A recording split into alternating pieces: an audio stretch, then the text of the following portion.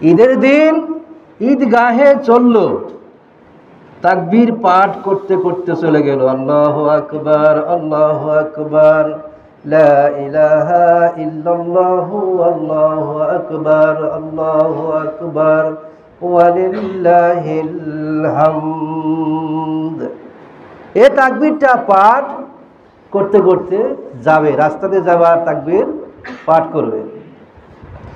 সালাত, ঈদের সালাত শুরু হওয়ার আগ পর্যন্ত তাকবীর পাঠ করবে এবং ঈদের সালাত যখন শেষ হবে তখন আবার আল্লাহু আকবার, আল্লাহু আকবার, লা ইলাহা ইল্লাল্লাহু, আল্লাহু আকবার, আল্লাহু আকবার, ওয়ালিল্লাহিল হামদ। এটা কি করবে?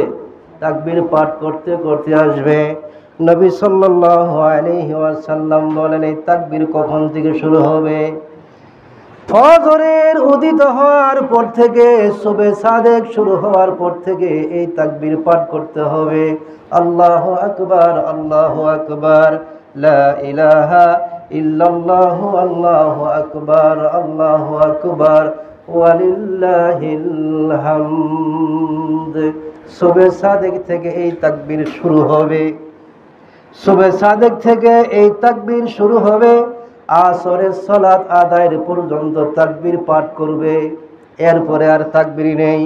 শুধু ঈদুল আজহার দিনে আইয়ামে তাশরিক 3 দিন পড়তে হয়, প্রত্যেক সালাতের পরে পড়তে হয় 3 দিন আসর পর্যন্ত। আর ঈদুল ফিতরের তাকবীর পাঠ করবে শুধু আসর পর্যন্ত। সুবহে সাদেক থেকে শুরু হবে আল্লাহু আকবার, আল্লাহু আকবার, লা ইলাহা ইল্লাল্লাহু, আল্লাহু আকবার, আল্লাহু আকবার, ওয়ালিল্লাহিল হামদ।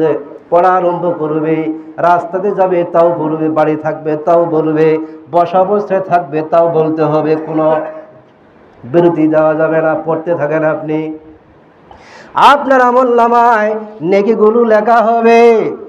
আর তাকবীর পাঠ করতে করতে ঈদগাহে যাবে, ঈদের সালাতের জন্য অপেক্ষা করবে, তাকবীর পাঠ করবে, ঈদের সালাত আদায় করবে, তাকবীর পাঠ, ঈদের সালাত শেষ হওয়ার পরে তাকবীর পাঠ করবে, রাস্তাতে আসবে তাও তাকবীর পাঠ করবে, বাড়িতে আসবে তাও তাকবীর পাঠ করবে, জোহরের সালাত আদায় করবে, জোহরের সালাতের পরে তাকবীর পাঠ করবে, আসরের সালাত আদায় করবে, আসরের সালাতের পরে তাকবীর পাঠ করবে। এই পর্যন্তই শেষ, শুধু একদিন আসর পর্যন্ত এই তাকবীর তাশরিফ পাঠ করবে।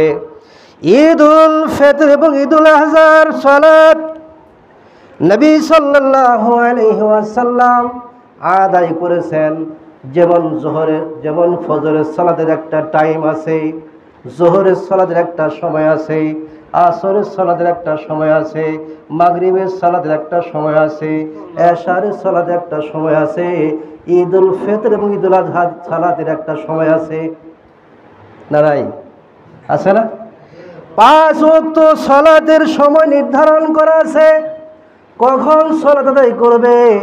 আউয়াল ওয়াক্তে আদায় করবে না শেষে করবে? আল্লাহ রাসূল সাল্লাল্লাহু আলাইহি ওয়াসাল্লাম 5 ওয়াক্ত সালাত আউয়াল ওয়াক্তে আদায় করার নির্দেশ দিয়েছেন। তাহলে ঈদুল ফিতর এবং ঈদুল আজহার সালাত কখন আদায় করবে? প্রত্যেকটা 5 ওয়াক্ত সালাতের একটা টাইম আছে, সময় আছে। তাহলে ঈদুল আজহার এবং ঈদুল ফিতরের সালাতের একটা সময় আছে। এখন কোন সময় পড়া উত্তম আর কোন সময় পড়া অনুত্তম? আবু হুরায়রা রাদিয়াল্লাহু তাআলা বলেন, রাসূল সাল্লাল্লাহু আলাইহি ওয়াসাল্লাম ঈদুল আজহার সালাত আদায় করতেন সূর্য যখন এক নেজা পরিমাণ অর্থাৎ 3 ফুট সমপরিমাণ 6.5 হাত।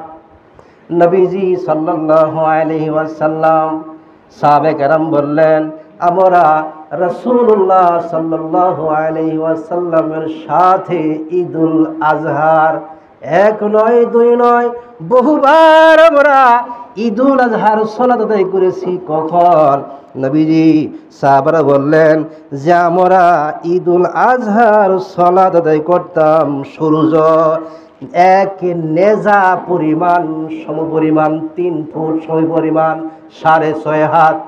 যখন 3 ফুট উপরে সূর্য উদিত হয়েছে, 6.5 হাত পর্যন্ত, 3 ফুট সমপরিমাণ 6 হাত বা 6.5 হাত পরিমাণ যখন সূর্য উপরে উঠতেন, তখন আমরা রাসূল সাল্লাল্লাহু আলাইহি ওয়াসাল্লামের সাথে আমরা ঈদুল আজহার সালাত আদায় করতাম। এটাই হলো উত্তম সময়। এর পরবর্তী সময় পড়া যায় 12টার আগ পর্যন্ত পড়া যায়, সূর্য ওঠার পর থেকে শুরু হবে, 12টার আগ পর্যন্ত পড়া যায়। তবে উত্তম কোনটা, আউয়াল ওয়াক্ত কোনটা, উত্তম সময় কোনটা? নবীজি বললেন, সাহাবায়ে কেরাম বলেছেন যে আমরা ঈদুল আজহার সালাত আমরা আদায় করতাম 1 নেজা পরিমাণ, 3 ফুট সমপরিমাণ, 6.5 থেকে 6.5 হাত পর্যন্ত সূর্য উপরে উঠলেই আমরা ঈদুল আজহার সালাত আদায় করতাম।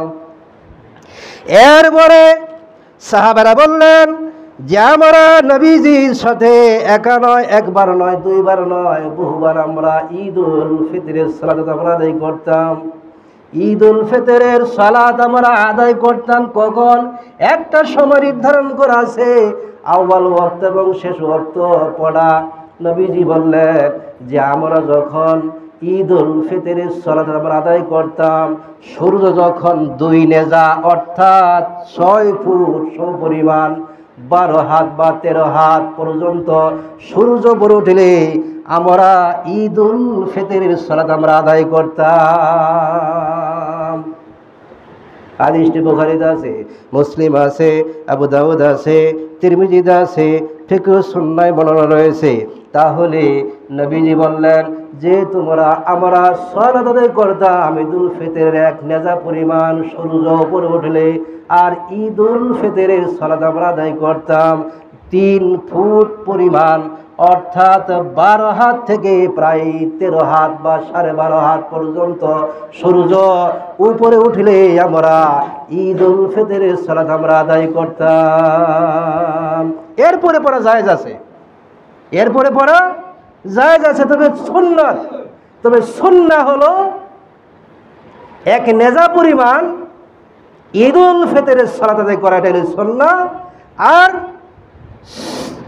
6 ফুট পরিমাণ 12 হাত বা 12.5 হাত বা 13 হাত পর্যন্ত সূর্য উঠলে পড়া সুন্নাত।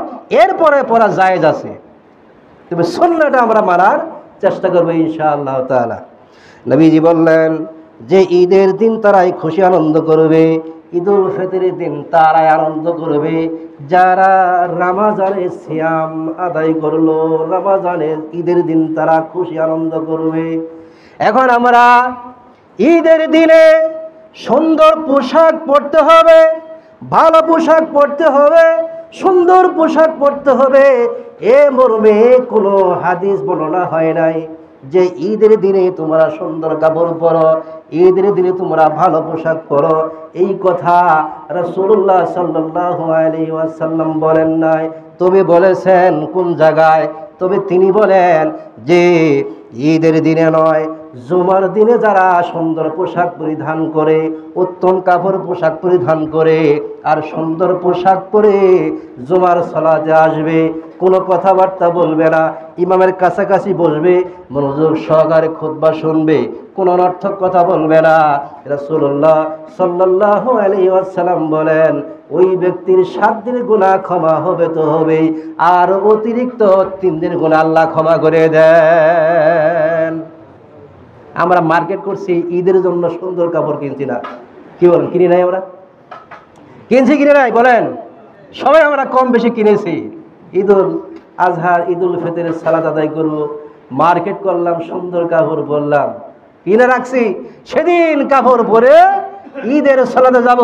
আসলে ঈদের সালাতে সুন্দর কাপড় পরে যেতে হবে এই মর্মে কোনো হাদিস নেই। তবে পড়েন, তবে পড়তে হবে কোন জায়গায়, কোন দিন পড়তে হবে, এটা রাসূলুল্লাহ সাল্লাল্লাহু আলাইহি ওয়াসাল্লাম ইরশাদ করেন যে তোমরা কি করবে? সুন্দর পোশাক পরবে। বুখারীর হাদিস 488 নম্বর বর্ণনায় রাসূলুল্লাহ সাল্লাল্লাহু আলাইহি ওয়াসাল্লাম বলেন জুমার দিন উপস্থিত হইলে তোমরা কি করবে? সকাল সকাল গোসল করবে, সালাতের জন্য প্রস্তুতি নিবে, সালাতের জন্য প্রস্তুতি নিবে, জুমার সালাতের জন্য প্রস্তুতি নিবে। সকাল সকাল মসজিদে আসবে, সুন্দর কাপড় পরিধান করবে, তেল থাকলে তেল মালিশ করবে, আতর থাকলে আতর মাখবে, সুরমা থাকলে সুরমা মাখবে। সবার আগে আগে মসজিদে আসবে, ইমামের কাছাকাছি বসবে, যতটুকু সম্ভব সালাত আদায় করবে। এরপরে মনোযোগ সহকারে ইমামের খুতবা শুনবে, কোনো অনর্থক কথা বলবে না। সালাত শেষ হবে, নবীজি বললেন ওই ব্যক্তির 7 দিনের গুনাহ ক্ষমা হবে তো হবে, আর অতিরিক্ত 3 দিনের গুনাহ আল্লাহ ক্ষমা করে দেন। যারা মার্কেট করছেন ভালো পোশাক পরার জন্য, তারা তো মাশাআল্লাহ সোমবার বা মঙ্গলবার আমরা পরবো, কি বলেন, পরবো না? আমরা পাঞ্জাবি পরবো, পায়জামা পরবো, সুন্দর পোশাক পরবো, সেদিন সব সুন্দর পোশাক সব পরবো। পরেন, কিন্তু পড়তে হবে জুমার দিনে। পড়তে হবে কিসের দিনে? কথা বলেন, কিসের দিনে পড়তে হবে? জুমার দিনে পড়তে হবে, জুমার দিনে পড়তে হবে। রাসূলুল্লাহ সাল্লাল্লাহু আলাইহি ওয়াসাল্লাম বলেন, যদি তোমাদের কারো সামর্থ্য থাকে এক জোড়া কাপড় পোশাক বানায় রাখবে। যদি তোমাদের সামর্থ্য থাকে তাহলে জুমার সালাতের জন্য একটা সুন্দর পোশাক বানায় রাখবে। ওই পোশাকটা তোমরা জুমার দিনে পরবে, ওই জুমার দিনে পরে তোমরা সালাত আদায় করো। এমন কোনো ব্যক্তি নেই যে সামর্থ্য নাই, কি বল, সামর্থ্য নাই। মার্কেটে গেলে 10,000 টাকাতে হয় না, কি বলেন, হয়? আর মার্কেটে পুরুষ মানুষের কোনো খবরই নাই। খবর আছে পুরুষের? পুরুষের খবর নাই। মার্কেটে যায় ঢুকবেন, শুধু মহিলার মহিলা, মনে হয় এই দেশে সব পুরুষ মানুষ মারা গেছে, একটা বার নাই। মার্কেটে যায় ধাক্কাধাক্কি করবেন, কোনো বিচার নাই। কি করবেন? মার্কেটে যাবেন, ধাক্কা মারেন একটা মহিলাকে, কোনো বিচার নাই। আর আপনি রাস্তাতে যাবেন, একটু যদি শরীর লাগে, কি বলবো বলেন তো দেখি? হ্যাঁ, বিচার করবে আপনার উপরে। আর মার্কেটের মধ্যে যাবেন, যাওয়ার পরে ধাক্কাধাক্কি করবেন। যেগুলি পোলাপান আছে, এমন পোলাপান আছে তারা ওই মার্কেটে দেখলে ধাক্কাধাক্কি শুরু করে, যে একটু আসি যখন মার্কেটে একটু ধাক্কাধাক্কি করেই যায়, চলে যায়। এমনও আছে, বহু আছে। আমি গতকালকে ছিলাম, ওই বড় মেয়ে বলে আসছে কাপড় কিনা, হস করে কাপড় কিনবো গেছিলাম, তো মাশাআল্লাহ ভিতরে যায় ঢুকতে পারিনি। আর হাই রে সুবহানাল্লাহ, আশ্চর্য, শুধু মহিলার মহিলা, একটা আর ছেলে মানুষ আর নাই। সব ছেলে মানুষ মারা গেছে, একটা আর ছেলে মানুষ আর নাই। আর কি করবেন? আপনি কিনে নিয়ে এসে দেবেন, ওটা আর ভালো লাগবে না, এটা এই কাপড় ভালো পছন্দ হয়ে যায়। আর যত মহিলারা যাবে কিনতে, পুরুষের কাছ থেকে টাকা নিতে খুবই কঠিন হয়, কিন্তু মহিলার কাছ থেকে 10 টাকার মাল 20 টাকাতে কিনবো, নিয়ে নেবে। হ্যাঁ, এটা কিন্তু বুঝে আসবে না। আমি একটা কাপড় কিনতে গেলাম, যাওয়ার পরে দাম ছিল 2600 টাকা, সেটা কিনলাম 700 টাকা দিয়ে। দেখছেন কারবার? 2600 টাকা একটা কাপড় দাম চাইলো, কিনলাম 700 টাকা দিয়ে। কত পার্থক্য বলো তো দেখি। এখন 1000 টাকার দাম তো কই, 2600 টাকার দাম চাইলে নিম্ন মানে হলে অর্ধেক টাকা দাম করবই, করবো না? করার পরে আরেকটু আগে দেখবো যে 2000, 1600, 1800 টাকা কিনে ফেলাই দেবে। যাই হোক, বলতেছিলাম যে ঈদ উল ফিতরের দিনে খুশি আনন্দ করবে তারাই, যারা ঈদের রমজানের সিয়াম আদায় করেছেন। এরপরে রাসূলুল্লাহ সাল্লাল্লাহু আলাইহি ওয়াসাল্লাম বলেন, ঈদ উল ফিতরের দিন সর্বশ্রেষ্ঠ দিন না জুমার দিনের সর্বশ্রেষ্ঠ দিন? রাসূলুল্লাহ সাল্লাল্লাহু আলাইহি ওয়াসাল্লাম বলেন, সবচাইতে উত্তম দিন, সবচাইতে মর্যাদাবান দিন জুমার দিন। সবচাইতে উত্তম দিন ঈদ উল ফিতরের দিন নয়, সবচাইতে মর্যাদাবান ঈদুল আজহার দিন নয়। নবীজি বললেন যে সবচাইতে মর্যাদাবান, সবচাইতে উত্তম দিন হলো জুমার দিন। সবচাইতে দিন করি জুমার দিন। আল্লাহ তাআলা সূরা এরকম ভাবে আল্লাহ রাসূল সাল্লাল্লাহু আলাইহি ওয়াসাল্লাম বর্ণনা করেন, আল্লাহ তাআলা বলেন, ইয়া আইয়ুহাল্লাযীনা আমানু ইজা নুদিয়া লিস-সালাতি মিন ইয়াউমিল জুমআত। আল্লাহ তাআলা বলেন, হে মুমিনগণ, যখন জুমার দিনের জন্য আযান দেওয়া হয়, আহ্বান করা হয়, তখন তোমরা কি করবে? তখন তোমরা কাজকর্ম সকল কিছু বাদ দিয়ে তোমরা আল্লাহর স্মরণে ধাবিত হও, সালাতের জন্য অগ্রসর হও। ফাসআউ ইলা যিকরিল্লাহ, আল্লাহর স্মরণের দিকে তোমরা ধাবিত হও। ওয়াজারুল বাইআ যালিকুম খায়রুল লাকুম ইন কুনতুম তা'লামুন। সূরা জুমার 9 নম্বর আয়াতে আল্লাহ বলেন, যখন তোমাদের জন্য জুমার সালাতের জন্য যখন আযান দেওয়া হয়, তখন তোমরা কাজকর্ম, অফিস আদালত, মার্কেট যা আছে সকল কিছু তোমরা তাড়াতাড়ি বন্ধ করে দাও।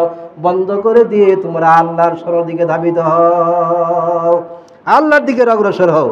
এখন আমরা যখন আযান দেই সালাতের, তখন আমাদের কাজকর্ম আরো বেশি লাগে। কি বলেন? বেশি হয় না? তখন বেশি হয়। এরপরে আল্লাহ বলেন, ফাইজা কুদিয়াতিস সালাত ফান্তাশিরু ফিল আরদ ওয়াবতাগু মিন ফাদলিল্লাহ ওয়াজকুরুল্লাহা কাসীরান লাআল্লাকুম তুফলিহুন। সূরা জুমার 10 নম্বর আয়াতে আল্লাহ বলেন, যখন তোমাদের সালাত যখন শেষ হবে, যখন সালাত শেষ হবে, সালাত শেষ হওয়ার পরে তোমরা জমিনে ঝাঁপিয়ে পড়ো রিজিকের জন্য। যখন সালাতের আহ্বান করা হয়, তোমরা সালাত আদায় করার জন্য ধাবিত হও। সালাত আদায়ের করার পর তোমরা কি করবে? রিজিকের জন্য তোমরা জমিনে ঝাঁপিয়ে পড়ো। এখন আমরা সালাতের আহ্বান করা হয়, সালাতের জন্য লোক পাওয়া যায় না, লোক পাওয়া যায় শুধু কাজের জন্য।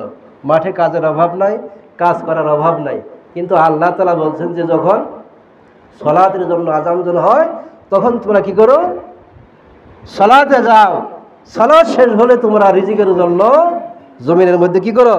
ঝাঁপিয়ে পড়ো।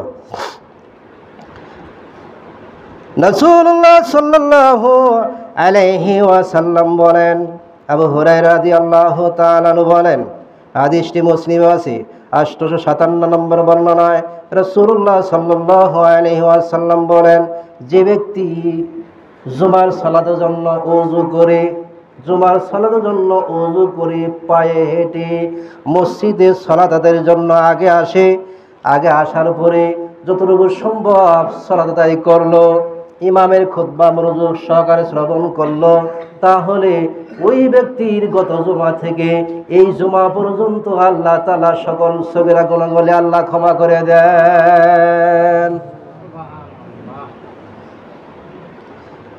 এরপরে বর্ণনা রয়েছে বুখারীর হাদিস 1384 নম্বর বর্ণনায় আবু হুরায়রা রাদিয়াল্লাহু তাআলা আনহু বলেন, ভালো করে শুনে হাদিসটা,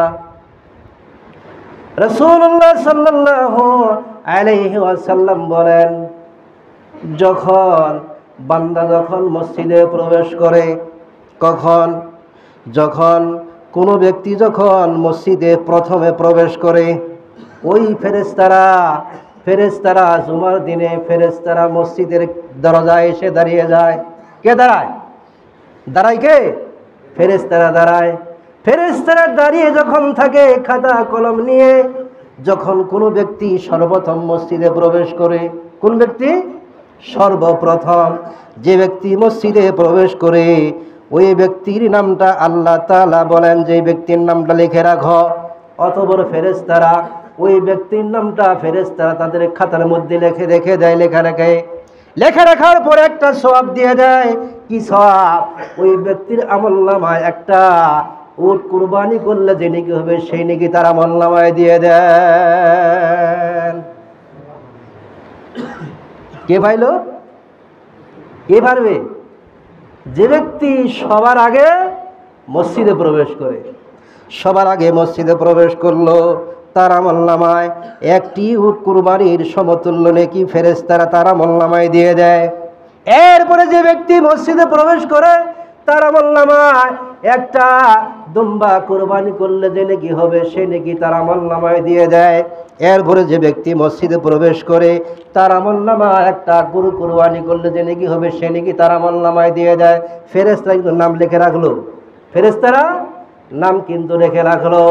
এরপরে যে ব্যক্তি মসজিদে প্রবেশ করে, ওই ব্যক্তির আমলনামায় একটা ছাগল কুরবানি করলে যে নেকি হয় সে নেকি দিয়ে দেয়। এরপরে যে ব্যক্তি আসে, তার আমলনামায় একটা মুরগি দান করলে যে নেকি হয় সে নেকি দিয়ে দেয়। এরপরে যে ব্যক্তি আসে, একটা ডিম দান করলে যে নেকি হয় সে নেকি আল্লাহ তাআলা ওই ফেরেশতারা লিখে রেখে দেয়। এরপরে যে ব্যক্তি আসে ডিমের নেকি পায়, তারপরে যে আসে ডিমের নেকি পায়, তারপরে যে আসে ডিমের নেকি পায়। যখন ইমাম খুতবা দেওয়ার জন্য যখন মিম্বরে দাঁড়িয়ে যায়, তখন ফেরেশতারা লেখাগুলি বন্ধ করে খাতা কলম গুটায় রেখে দেয়। এরপরে যারা মসজিদে ঢুকবে তাদের আমলনামায় কোনো নেকি লেখা হয় না, তাদের নামটা ফেরেশতারা খাতার মধ্যে নামটা উঠানো হলো না। কথা কি বুঝতে পারছেন? কি বুঝলেন? বুঝলেন কি? হ্যাঁ, আগে আসতে হবে। এই তো, যদি হাদিসটা মানতে চান, সওয়াব যদি নিতে চান, তাহলে সবার আগে খুতবার আগে আসতে হবে। মনে থাকবো? কি বলেন, মনে থাকবো? ইনশাআল্লাহ তাআলা খুতবার আগে আসার চেষ্টা করবেন। খুতবার পরে আসলে আপনার নামটা ফেরেশতারাও লেখে রাখলো না যে আপনি আজকে মসজিদে সালাত আদায় করতে আসছেন, এটাও লেখে রাখলো না। তাহলে আপনি কি হইলেন? আপনি কোথায় নামটা রাখলেন? আল্লাহ আমাদের প্রত্যেককে যেন আমরা সবার আগে আগে মসজিদে আসতে পারি সেই তৌফিক আল্লাহ তাআলা দান করুন। আমিন।